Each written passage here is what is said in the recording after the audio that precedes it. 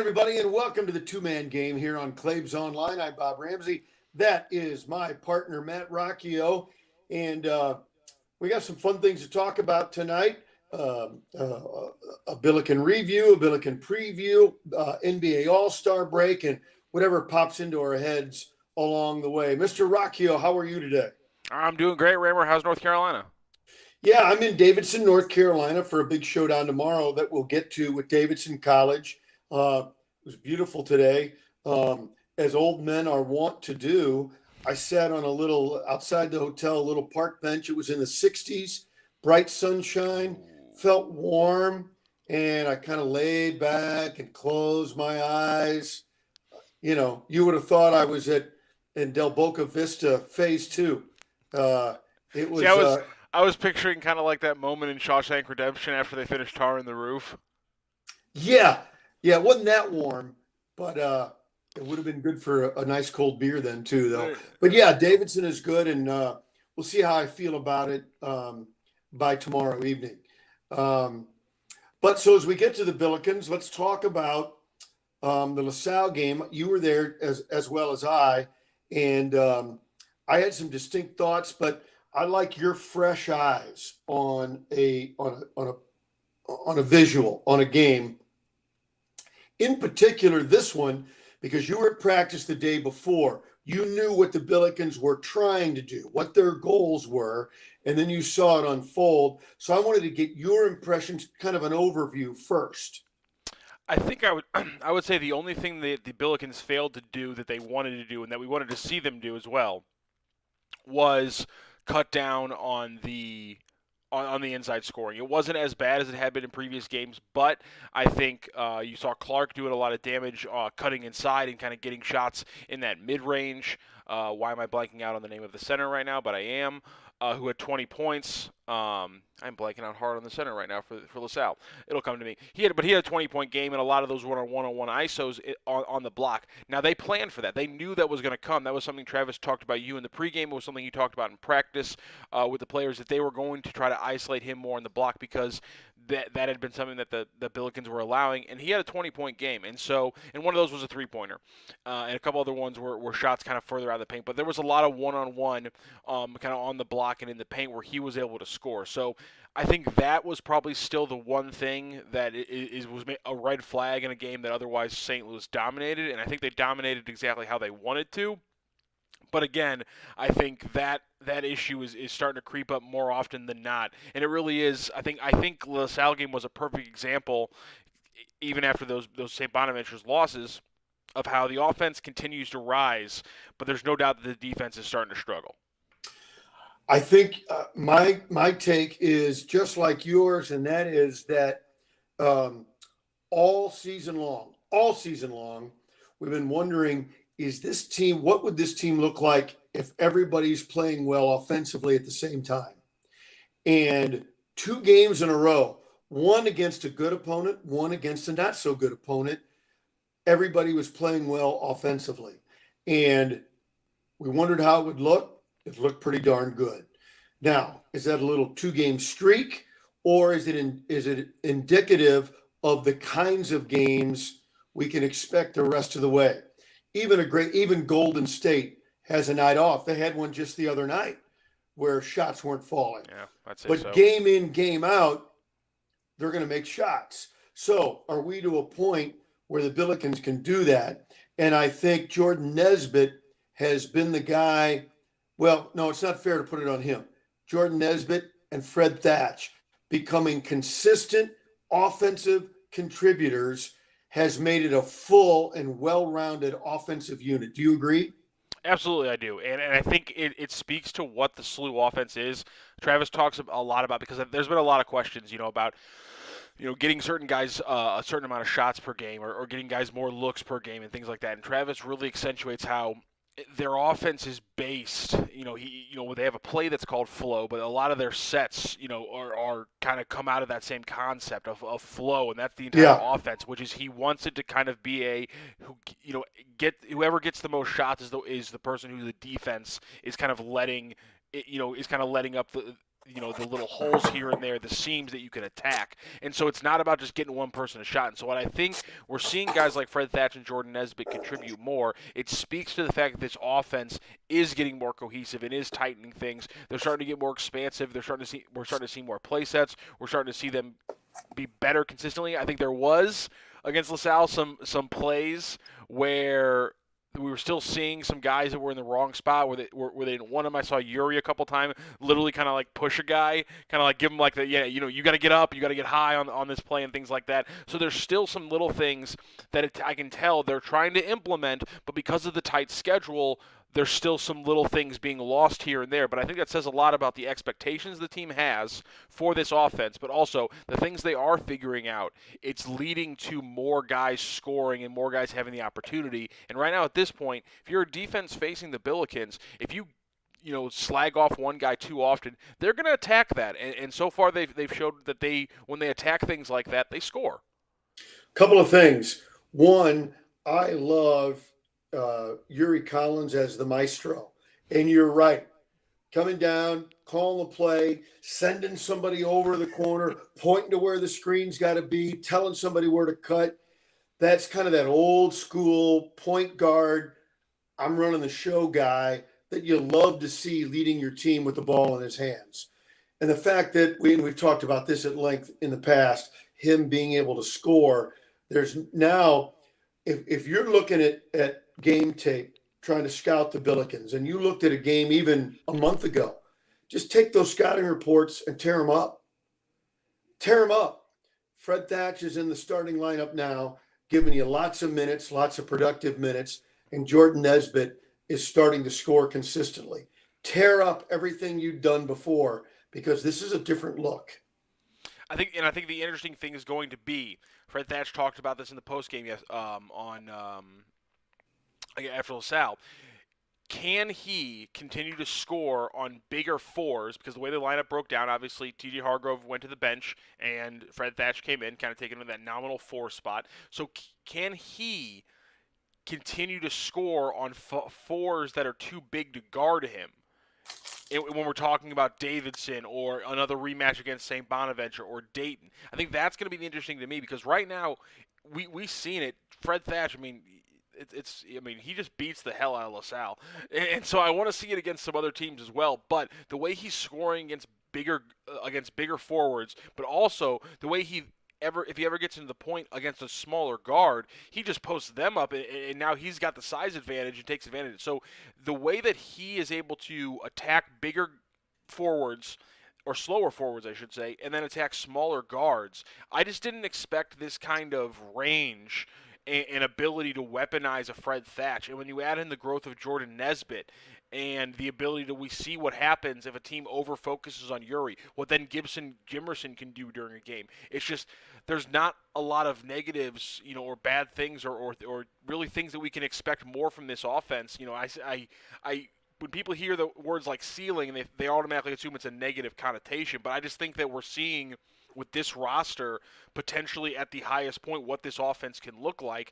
And that's why I think my biggest question here in these last few games, especially against a team like Davidson, the question is going to be the defense. Because, again, LaSalle's not a St. Bonaventure level team, and yet they were still able to get some scoring more. I remember the name of the forward was able to get 20 points individually, and so I'm still wondering. Yeah, what the offense is doing is great, but there's no doubt that the defense, same thing with that scouting report comment, the defense is also different than it was when you were reading a scouting report in December, but it's kind of, gone the other way. And so my biggest question, kind of going forward is, what has that reason been? And can they solve those issues against a team, that's obviously a lot higher in the standings than a LaSalle come tournament time? Luckily, or unfortunately or fortunately, we're going to have a pretty good example of it tomorrow. It's interesting, and I'd like to look at some of the numbers to test out your theory. Because you paid attention, I trust your instincts implicitly, but I'm going to go back to my Reagan Republican days. Trust, but verify. That's fair. And I want to see that because I think statistically the Billikens are still among the best defensively in the league. But your point may be well taken. They may still be because it's the totality. But is the defensive number, are they getting higher, more negative? I'm going to look into that for our next episode and see what we think. I do know that one thing that continues to confound, and my broadcast partner, Earl Austin Jr., seems like he has to say it too often. The pick and roll is the oldest play in the game, and if you do it right, it still works, and we still have trouble with it. Yeah, there's no doubt about that. And that might be one of the factors in what you're talking about.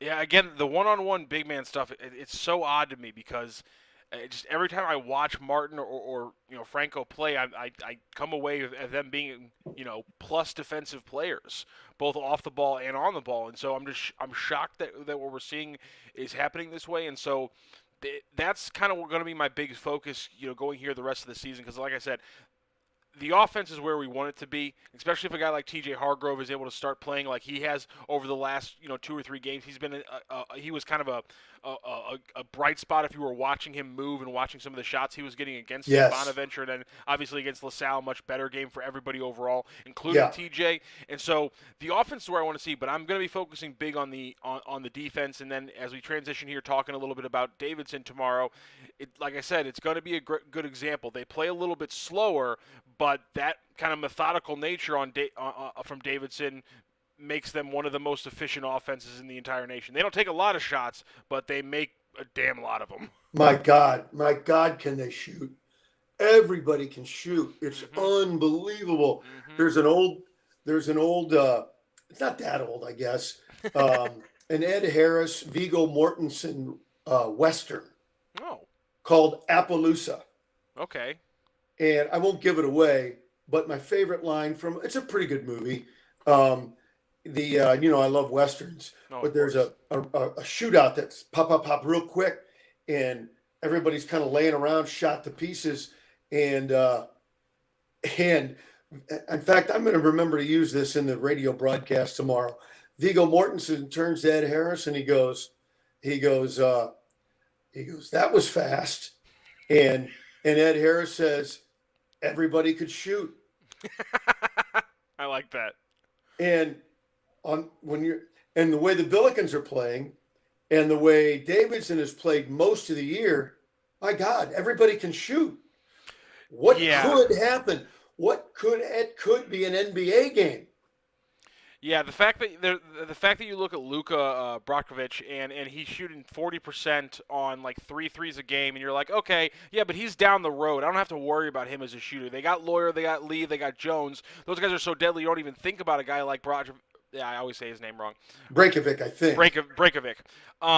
You always think, he's down the road a little bit. That guy can kill you in games. He can get hot and kill you in games. And so the fact that they have 3 shooters taking over 5 threes per game, 2 of them make it 42% per game. The other one, Lee, makes it about 38, 39, 40% as well. So, I mean, they have a crazy amount of shooters. The only games they've lost in conference have games where they've gone completely dead from the three-point line. I'm talking 22, 23% on 20-plus three-point shots. So those are the only games they've lost in conference. So you're going to have to DM up hard. Maybe the silver lining here, we just talked about it a lot, is that the biggest defensive issues for St. Louis over these last stretches have come on the paint defense. And so maybe this is a game where they can run these guys off the line, maybe force them into some bad shots, make sure they're not getting open looks on the perimeter the same way they have against other teams. Now, there are no slouches inside. They're, again, a more methodical team, play at a slower pace, but they are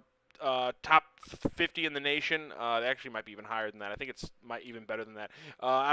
It's top, it's 29th in the nation in field goal percentage under the arc. So these guys are just efficient and they're killers. So the question here is, can St. Louis keep them under 80 points? They average 62 per game. I think that's going to be the big question. We've seen St. Louis top from the beginning of the year to a few times here in the conference season. They can score 80 points, and I think that's where this game's going to be played at. The question is, can they slow down Davidson at all? Well, basically the Billikens are averaging 80. Yeah, exactly. They had a real hot start against some good opponents, but some not so good. Then it kind of leveled out a little, but now I think it's right at 79. But Uh, a couple of things. Um, and when you were talking about Breakovich, are you still with me? Yeah, I'm still with you. Okay. A couple of the Breakovich is, and I was thinking about the one-on-one matchups that we were lamenting a few minutes ago, and then it hit me again against some of these guys because the teams they played, Davidson and some others that can really shoot it. Part of the plan was we're not helping in the middle. Mm-hmm. And that's a big deal. I don't care whether you're coaching fourth graders or you're in the NBA. Um, to stop good post players, you got to have post help, whether it comes from the front side or the back side, however you want to play it. If you're trying to stop a great one, you've got to have post help. But if you're so concerned about the perimeter shooting of a team, then you tell your big, no post help. You're going to give up some points to a big guy. But so I think some of it is a product of design. Does a big guy have a 20-point game, but you still win the game? And I think that's something you and I can maybe break down and analyze moving forward. The other thing about Davidson specifically, real interesting, especially with them playing at home, they've only got 4 losses on the year. Yep. They're undefeated if they score over 70 points. Yep. Can you hold them under 70? At home, I don't know how you do it. It's been done. They lost at home. Also, something you just mentioned, this is what I wanted to mention because not to get too negative, but conference games, they are one of the best teams in the A10. In fact, they are the best team in the A10 at getting to the free throw line, and they're the third best at finishing. They also happen to be higher end, 6th right now, in allowing free throws. So, St. Louis right now is on a bad run. You got to flip it. They're on a bad run of them getting calls going against them and them not getting the calls we think they should. And so, in an away game, you're in North Carolina. You're not even in Chaffetz for this one. Davidson already gets calls whether they're at home or away this season.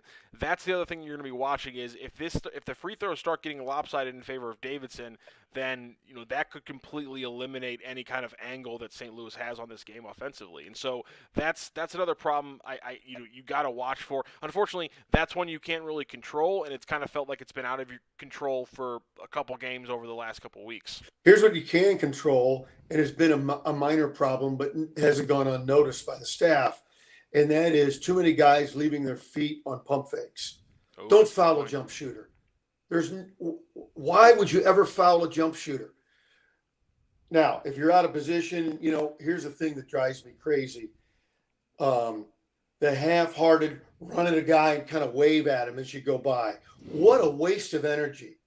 You close out hard and you get there and you close out. That's it. If he jumps up and hits it, okay, they're on scholarship too. That's just the way it is. Also, good teams like Davidson, good teams like Dayton and St. Bonaventure, those shooters, they'll beat you to the rebound because you went flying past them. Exactly right. You're out of position. You square up hard, hands up. You box them out, and you're not going to get dumb offensive rebounds. Exactly. Let's do some chalk talk while we're here. That's the next evolution we need of this show. I got the whiteboard in the mail. Let's do this. That's good. No, but you're exactly right. And lately it's been driving us crazy that going for shot fakes, head fakes. You got to keep your feet, show your hands. Some of our bigs are getting in trouble, putting their forearm in the back. That won't work. You got to take it right in the chest on the contact, show your hands, stay on your feet. When they go up, you spin and box out, right? That's the way you got to play it. Now, it's not laziness getting caught in those problems. The kids are trying to do something positive, but in their over exuberance, I'm going to block a shot or whatever. Instead you go the other way. You compound problems. Yes, Hold them up, show your hands, play fundamental. And that overexuberance has been an issue because we know that guys like Jordan Nesbitt and T.J. Hargrove can be different makers defensively, but if they're getting out of position or if they're Yeah. lunging at certain things, that can be a problem. I have a feeling what you were talking about earlier in this section, the way they've been not helping on the paint to shut off shooters outside. I don't think we see a change because I think if anything, Travis Right. probably is worried about just getting bombed on in an away game against a team like Davidson. So I don't think we'll see any changes. So while I've been very negative to that scheme, it offers a chance against one of the best offensive teams in the conference for you to show that with effort, even in an away game, you can play this defensive scheme and it can work. You can shut down lanes by playing essentially a 4-out defense. Yeah. And that's going to be the biggest takeaway, I think, from this team. We just talked about it. Offense isn't going to be the thing to watch in this game. It's going to be, can they play defense? Can they handle defensively? What are the center rotation doing? And not only are those guys playing good defense, but they should seal off the rebounding game. That should not be a factor in Satan's favor in this game. And so that's going to be a big thing where if you want to win in the A10 tournament, you have to start dominating and winning aspects of the game over better teams. You can't just be playing with teams the entire time. You're going to lose every close game you have against good teams. You got to start sealing off the things that you're better at than these other teams. That's one of those things in this game is rebounding. We've seen it too many times this season. They've vacillated between poor rebounding and good rebounding. There's no doubt in my mind this is a good rebounding team. Dayton is not an elite rebounding team. Linson and Okoro have to absolutely just shut down that part of the game in favor of St. Louis. Yeah, I don't think I'm as negative on overall rebounding, but Travis. No, Travis there's so many games where it's great. Yeah, as mentioned, the thing that bugs him more than anything is giving up offensive rebounds. Mm-hmm. You work real hard during a possession, and you get them to take a shot and they miss and they get the rebound. And it's demoralizing emotionally, but it also physically, you've already grinded hard for 25 seconds. And now you got to go for another 20. And so he does stress that. And so that part, I think I agree with you 100%. Yeah. And the other thing, if we're talking about taking advantage of things that Davidson isn't great at, they turn the ball over too much. St. Louis does as well. If you can win that turnover battle, and the other part of this that I think has not gone St. Louis's way enough has been, can you take those turnovers from Davidson and turn them into quick, easy points? We typically do that, but you got to get them. You've got to force the turnover first. Yeah, that's the big thing. And so you got to force a turnover, and then you have to get those transition points. Yeah. Almost every time against Davidson, because if you can get them on their heels, the defense is even worse than they are in the half court, and you can take advantage of that. And so they do turn the ball over, but you have to finish. Too many times this season in crucial moments, I think they've failed to take advantage of numbers in transition and things like that. They're a good transition team, and that's why I think, again, if you're going to be good at something, this is the time where you have to start taking over games with that aspect of the game. You have to run teams out. Davidson, it's a more methodical team. That doesn't mean they can't run, but they don't want you to play your game. So you have to force it upon, and you have to dictate that style. That's the thing I want to see from St. Louis. Again, they're not going to do it all game. Davidson's a very good team. But the question, when you talk about a game like Davidson, after a rough 2 matches against St. Bonaventure and then a big win against LaSalle, the big question here that I think I'm not the only one who wants to see answered is, can you play with this team not only tomorrow, but when we talk about the A10 tournament looking forward and then even further down the road potentially, hopefully. That's the big question for me tomorrow. It's not just about tomorrow night. I know the team can't afford to look past it. The coaching staff can't afford to look past it. They won't. But we can have a little bit of fun and be a little and be kind of greedy with it. That's right. And this is a game that if you do not set your flag in this one and say this is the kind of team we are, then I'm not going to have a lot of confidence going into the A10 tournament. Yeah, and one final thing about tomorrow's Davidson game is they're going to, no matter what you do, they're going to make some shots. Yep. And to not panic and get demoralized and stay focused, I think will be a critical element to the larger outcome of the game. Because Absolutely. you're not going to shut them down. Nope. So can you limit their success? Can you limit long runs? And can you be fundamental enough to not let them have easy shots? They make a great shot. They're good. They're a really good team. They're going to make some good shots, but don't give them the easy ones. And I think that's got to be a real key. Yeah, don't give them the easy ones, and again, play your game. Don't let them dictate this one, because if they do, it won't go the way they want it to at all. Well, we'll reconvene on Monday and report back on all that. But it's also NBA All-Star break, so nothing to talk about. No, not exactly. The NBA makes this weekend a festival, don't they? Yes, they do. The Rising Stars game. I always forget what the exact terminology is tonight. I think it's interesting. They're having the G League, some G League Ignite players in. In fact, there's a guy who plays in the G League Ignite named Scoot Henderson, which is awesome because his name's Scoot, and he's a point guard, which is a fantastic name for a point guard.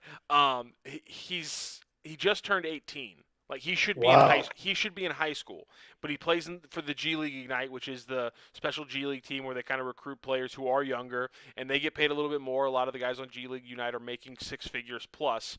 So he started the season when he was 17. And, the G League has plenty of guys who are 21, 23 years old. And so, heck, we talk about kind of in college basketball how you have some college teams that have a bunch of 22-year-olds, and you have some college teams that have a bunch of 19-year-olds, and how you can't overlook that age difference. Well, this guy's playing against a bunch of 23-year-olds who are fighting every day to try to make an NBA roster. And so the fact that Scoot Henderson has been able to make it this far and play this well for the G League Unite this season is really cool. I always like the Rising Stars game because the NBA, you always have some big name, young players who are already dominating. A guy like LaMelo Ball or something like that. And so that's gonna be a fun one tonight. After we finish up the podcast, that's what I'm going to be watching tonight because again, not often do you get to see an 18-year-old play against grown men, and he's not even eligible for this draft because the way the NBA's rules are written, and again, this is why it has to be a year after your high school class graduated. So Scoot Henderson would still be a senior in high school this year, so he has to wait all next year playing for G League Unite again until it is 1 year after his high school class would have graduated. So everyone who talks about the one and done in college basketball, never forget it's the NBA's rule that stops players from being able to come straight from high school. And I think things like the G League Unite aren't going to really change that. I think it's a good thing in a lot of ways, but I also think it kind of just perpetuates the fact that if the NBA can cut off 5 or 6 really good high school players every year for this one G League team, why are they really worried about cutting off that 1 year? I think it's too convenient for the NBA. So that'll be a fun thing tonight. But the big thing before the kind of the first half of the season ended, the big thing that kind of happened was we've talked a lot about the Chicago Bulls on this show. Obviously, they're close in proximity, but an Illini guy like Ayo Dosunmu having some big games for them has been very fun. But I've also just been fascinated by this team. Well, DeMar DeRozan just finished off a stretch, and he beat something that only Wilt Chamberlain has done. And anytime you do that, it's absolutely insane. Yeah, a stretch of 25 points, over 50% from the field across that stretch, and I think it was like 10+ games. It was only him and Wilt Chamberlain had done it. It was kind of a niche stat, but nonetheless, I thought it was really cool, and it really just shows just how important DeMar DeRozan's been. They've had a lot of injuries in the Chicago Bulls. I've made some comments about how the defense has fallen off a little bit with no Caruso and no Ball. That makes sense, but nonetheless, and yet they've still kind of stayed in that top part of the East standing. So it's been extremely impressive what DeMar DeRozan's been able to do. And I wanted to bring it up to you because he's just another good reason on how the analytics discussion, I think, in a lot of sports has gotten completely screwed up. And in basketball, I think it definitely has too, because there's some people who are trying to say, well, look at DeMar DeRozan. He's scoring a lot from the mid-range. He's destroying the analytical argument. The analytical argument, all it said was 3-pointers are better than 2-pointers if you make 3-pointers at a league average and 2-pointers at a league average. Well, if you make 2-pointers at like a 58% clip like DeMar DeRozan is doing, of course, take them. every analytical model is going to say take the living shit out of that shot as often as you can.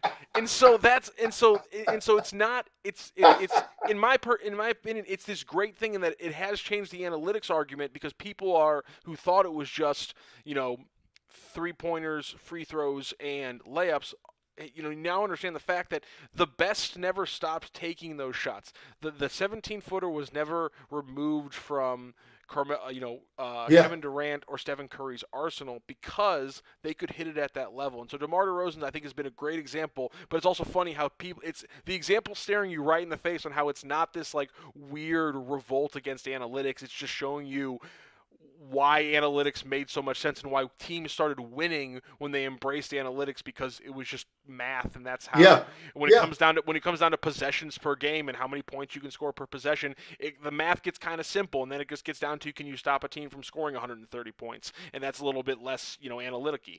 But nonetheless, the offensive side was always there, and so the people are saying, well, this proves the analytics isn't real. No, it's just it proves that people didn't really understand it. Understand the point. Yeah. Exactly, and that's why guys like Kevin Durant and James Harden will still take 24 shots in a crucial game, and only 8 or 9 of them will be from deep, and the other ones will be because they're working in that mid-range. It's still there, and so I think the Bulls have been in such a fascinating example this year because if you want to watch any NBA game, you have teams playing hard defense. You have DeMar DeRozan taking a ton of mid-range shots, and then you have a bunch of other really modern aspects of the NBA, like a big man who bombs a lot of threes, and just teams that take a lot of threes, guys like Kobe White who are just shooting the ball all over the place. And so it's interesting to me that you have teams like the Bulls and you have teams like the Warriors that really do have all these different aspects that people complain about not being able to see across the NBA. Big problem, of course, is half the time they're injured, and there's been COVID issues this year, and Yeah. I complained about it a few episodes ago. They do stupid back-to-backs where one of the Bulls games that I wanted to watch kind of got ruined because everyone was injured and they had to play a dumb back-to-back, and I didn't expect them to go hard both games in a row because that's unrealistic, and I know people complain about that, but that's just the fact. So the fact that Human DeMar nature. DeRozan's doing this is incredible. If anything, the comment I made last episode about everyone in the East, being in a different spot than they are right now, I'm gonna regret it only because I think the Bulls are just gonna stay in the second seed the entire time because DeMar DeRozan's not gonna let them die. It was an incredible run he had to kind of close out the first half of the season. So Wednesday and Thursday, am I wrong? And I should have written it down and the scores that stepped up. In college and high school, we talk about senioritis.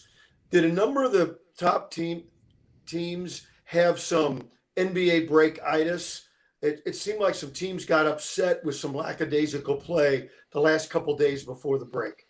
Yeah, I think the Celtics lost to the Pistons, and the Celtics have kind of been on a good run, and that kind of weirded some people out. Grizzlies lost. The Grizzlies lost one to the Trailblazers, but Anthony Simons is playing kind of insane right now since the trade of C.J. McCollum. So that kind of surprised some people. I wasn't overly surprised about the Nuggets beating the Warriors. That was another one that the Warriors are at eighth or ninth in the West right now, and the Nuggets are 8th or 9th in the West right now, and the Warriors are what everyone thinks is one of the best teams in the nation. And then also you had the Lakers beating the Jazz on Wednesday, which was a weird one because that was weird too. The Lakers suck and the Jazz don't. But the Nuggets one, I think, was just an example of Nikola Jokic going crazy with. He did, yeah. Yeah, he had 35, 17, and I don't think he had a triple double. I think he just came short of it. 9 maybe. But, yeah, something like that. I think just came up short. But I mean, the Warriors, like we've been talking about, they're struggling a little bit. Not having Draymond, getting Clay back, and not being able to. Their defense just is nowhere near what it's supposed to be. Andrew Wiggins. But if they get healthy, they'll be there. Yeah, Andrew Wiggins, he has these spurts where you're like, oh, yeah, that's the guy who was, traded for LeBron and was supposed to be this defensive stopper and was supposed to be this unbelievable, Maple Wiggins or Maple LeBron is what people call him and stuff like that. But, he has these spurts where he shows it and then he just goes completely quiet like he has a lot of his career. So that's aggravating. But, I mean, Steve Kerr even said it. I think I don't think it was after the Nuggets game. I think it was after I think they played another game and it was after that one. Steve Kerr lambasted the defense, talking about how they're playing lazy, they're not moving their feet, the rotations aren't there. Sound familiar for a certain team in blue and white. And he took it to him, and so it just hasn't been there. And so it's not shocking, but that's going to happen. They're kind of finding their legs again with what the roster is right now. I expect the Warriors to be there, but at this point, I don't know how much it's going to matter. The Suns just look like they're outclassing the rest of the West. I mean, Yeah. The Suns have been unbelievable. I mean, the pedal to the metal. Devin Booker sent out a tweet the other day where he was joking about how he's kind of in a bad mood because there's that one loss on the last like 20 games by the Suns. It's just the run they've had is unbelievable this season. He's an incredibly good player, Devin Booker that is, and that team's insanely deep. And so I've just kind of cooled on the Warriors being a threat to the Suns over the last couple months. But assuming health, can the Grizzlies be a factor against the Suns? Yes, yeah, because I think they match up because you have a big man who can harry DeAndre Ayton. You have a point guard who can score right alongside Devin Booker. I think the big question is going to be, do the Suns have a healthy X factor Chris Paul, kind of in their back Right. pocket? Because Yeah. as much as I love Desmond Bain and Dylan Brooks and those kind of guys, when you have a Hall of Famer that you can just pull out as kind of like a trump card at any moment, it changes the game a little bit. So I want to see what the Grizzlies look like when Dylan Brooks gets back, because there's a potential that the depth on that team kind of has a similar effect in a Sun series that the Bucks depth did last year in that Sun series. Yeah. Oh, yeah. Good point. Because if you can throw enough wings at that Suns defense, you have a chance. Because that Suns defense is so damn good with Mikal Bridges and all the different wings they have. Cam Johnson even has become a pretty solid defender, and they're adding guys like Torrey Craig and things like that who are just solid 3-and-D defenders who inexplicably have great 15-minute games when the playoffs roll around. So if you can just keep throwing talented wings at that defense, you can break it and you can score with the Suns. And so I think that's going to be the big thing is, can Dylan Brooks hit the ground running? Can he kind of mesh back into this team? Can Desmond Bain, while giving up some shots, kind of retain that same kind of fire we've seen from him? And then obviously, can John Morant, continue just dominating people? It's been so much fun watching them. But I really hope that the finals in the West is Grizzlies Suns. As much as I love the Warriors, because I think that matchup, just every little piece matches up Yeah. against something else that the other team has. The only matchup I care about more than watching potentially Grizzlies Suns is potential Suns 76ers in the finals. What? DeAndre Ayton and Joel Embiid for 7 games will be amazing. It'll be perfect. It'll be big man basketball like the NBA hasn't seen really in the last 10 years. I'll love it. I'll love it so much. So are you, in your mind, are you saying the Sixers can be the favorite now, or that's just a matchup you want to see? That's just a matchup I really want to see. I still think Milwaukee, yeah. You got to take out the champs until you are the champ. That's You know what I mean? Listen, Thursday night, 76ers and Bucks. Embiid outdueled Giannis. He had 42. Giannis had 38. But Giannis had 32. But outdueled, come on. Outdueled. Come on. I know. I'm just saying. It makes it exciting, though. Always take it with a grain of salt when it's regular season. But nonetheless, right after the trade happens, 76ers get the most of the Bucks. I thought it was the Bucks have been weirding me out this season. Trading away Dante DiVincenzo, I thought was a weird move because I thought he clearly gave them something that they were missing last year when he was injured. They've kind of been going through the motions at times during this season. Again, they are the champions. You kind of can have that we're going to make the playoffs, we'll make a charge mentality. I have no problem with that. But my big question with the Bucks going out of last season and coming into this season was, could they replenish the bench and the depth? They failed to kind of get the same veterans that I wanted them to keep. And now they've traded away a guy like DiVincenzo, and I don't think they got the same value on the other end. And so that's my question with the Bucks. I like them. I still think they're the favorite in the East. But again, I think both the 76ers and the Nets got better with that trade. And, I agree. And again, I think Joel Embiid is on a tear right now. He's unbelievable. He's the MVP favorite right now. I think there's a pretty good top 3 of Giannis, him, and Ja Morant, maybe even Devin Booker as a top 4. So, I mean, the East, like I said last episode, I'm saying like I said a lot like I said a lot. I'm sorry. The East is going to be so freaking tough. The Bucks are not going to be a 5 seed or 4 seed when the season ends. They're going to be a top 3 Well, seed. The to the question is going to point, be how do they look kind of rising up those standings. to the point that in the East, typically in the NBA playoffs, and don't write letters in. We haven't given you an address anyway, so don't even try. But Please don't. the first round of the playoffs is usually kind of Is that fair? Yeah, I mean, yeah, no one wants to watch 1 versus 8, 7 versus 2. But in the East this year, starting in the first round, you maybe not 1-8, but 2-7, 3-6. I mean, it could be great basketball from the jump. I mean, right now, I'm pretty sure in the East right now, and let's just say that the 9-10s lose out and it's just 1 Yeah, through 8 as it stands right yeah. now. The 1-8 right now is Miami Brooklyn. That is an insanely good series right out of the gate. I mean, that's You that's could it. shuffle the standings around, and you could see it being a conference final. Exactly. Yeah, So right now the East would play out. This is actually fascinating. I'm glad you mentioned this. Right now the East would play out as Heat Nets, Bulls Raptors, 76ers Celtics, and oh my God. and Cavaliers Bucks. The East is going to be so much damn fun. Yeah, no I mean, doubt. those. I mean, every single one of them. The one I want to watch the least is probably like I feel like, and that's the one matchup where Cleveland's going to get absolutely just like mollywomped. Their And defense is great, but they probably over a series can't score enough to win.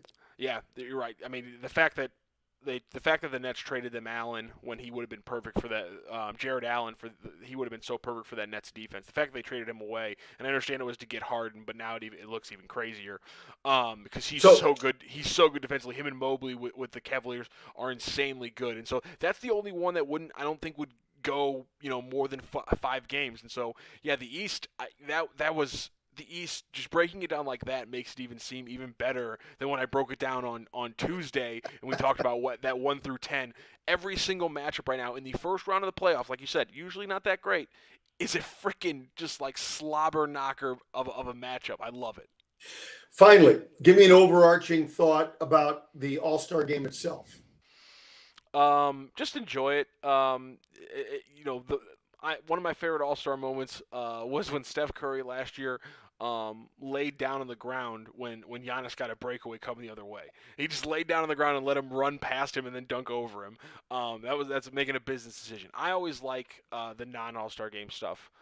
Yeah, So much more. So tonight, watch the Rising Stars game. It's going to be high scoring. Again, there's going to be people you've never heard of because I guarantee you, even if you're a big basketball fan, I really only started learning about and reading up on the Scoot Henderson story about a month ago when the All-Star, when they announced the Rising Stars game format with the G League night and things like that.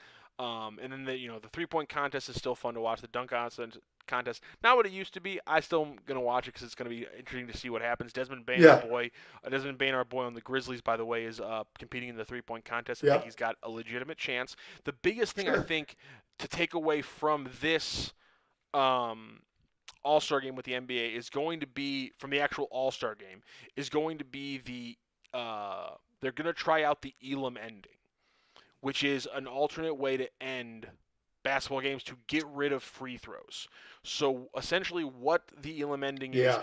is in the last 4 minutes of the game, you turn off the clock. You set a target score based off what the current leading score is, and then whoever gets to that target score wins the game. Like playing at the playground. We played at 21. Exactly. So Yeah. last year, the way they did it, Giannis's team led Team LeBron 133 to 124 at the end of the third. Excuse me. So in this situation, I thought, in a lot of Elams they do like the last 4 or 5 minutes. This one they did the entire fourth quarter. So they did. So it was 133 124. So they added 24 points to the 133.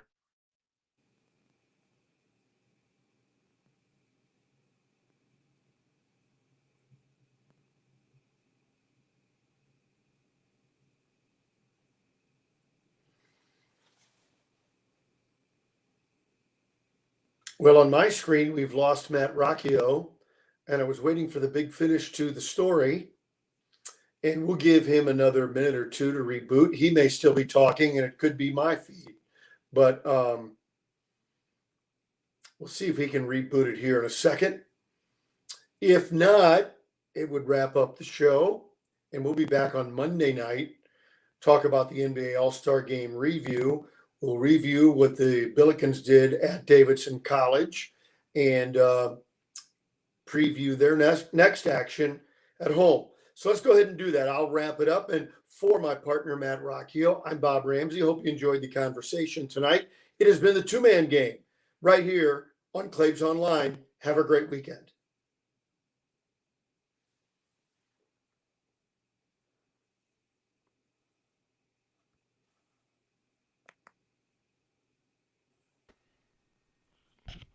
Sorry about that, Rammer. That's all right. We wrapped up. All right, we wrapped up. We're good. All right, well then we'll close out the. I'm back. We'll close out the show. Sorry about that, Rammer. Again, the Elam Ending. It's going to be fun. It's a basic way to watch it. You'll see why it's interesting. If you hate free throws and you hate the last 2 minutes of a basketball game, it makes it better. That's all I'm trying to say. I apologize for dropping out. I kicked the power cord on my computer without even realizing it. Once again, that is Matt Rocchio. It's the two-man game on Claves Online. We'll see you on Monday. St. Louis Acura was the #1 Acura dealer in Missouri in 2021, and we were the 17th in the nation for Acura sales volume. We sell over 100 pre-owned vehicles monthly, and we service all of the makes and models that we sell. We are waiting for verification of our 30th Acura Precision Team Award, the only dealer in the nation with so many awards for customer satisfaction and dealership performance. We have 300 pre-owned vehicles in stock right now. St. Louis Acura, better than ever for you.